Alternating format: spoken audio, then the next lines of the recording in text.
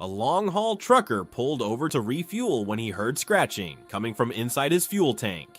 At first, he thought it was the wind, but then he heard it again, louder. Something or someone was moving inside. Against all logic, he grabbed his tools and started cutting open the tank. What he found made the police shut down the entire highway. His name was Mike Anders, a quiet, no-nonsense guy, drove solo, no pets, no passengers. He was crossing the Nevada desert on Route 50, the loneliest road in America, middle of nowhere. Pulled over at a dusty gas station to stretch and check the rig. That's when he heard it, a faint tap, tap, tap coming from the rear near the fuel tank. He thought it was a loose bolt, maybe a bird trapped underneath. But when he crouched down, he realized it was inside the sealed tank. He knocked on the tank. Something knocked back. Mike froze. No smell of gas. The tank should have been full, but the gauge read empty. He removed the cap. No pressure, no fumes. Then another sound. A short, desperate scrape. Now panicked, he called the station owner. The man took one look, turned pale, and backed away. "This is not normal," he muttered. "You need to open it. Now." Mike grabbed a cutting torch from his truck, started slicing into the steel. As he cut, a foul stench escaped, like sewage and rust. Then a hand, a child's hand. Inside the tank was a small metal cage, and inside the cage, a boy, barely breathing, eyes swollen shut, drenched in oil. He had no ID, no shoes, just a torn t-shirt with a government logo. Paramedics arrived. The boy was rushed to the hospital. He survived, but didn't speak for days. When he finally did, he only said one thing: "Don't let them put me back." FBI swarmed the area. They seized the truck, took Mike's phone, interviewed him for 6 hours, then told him to forget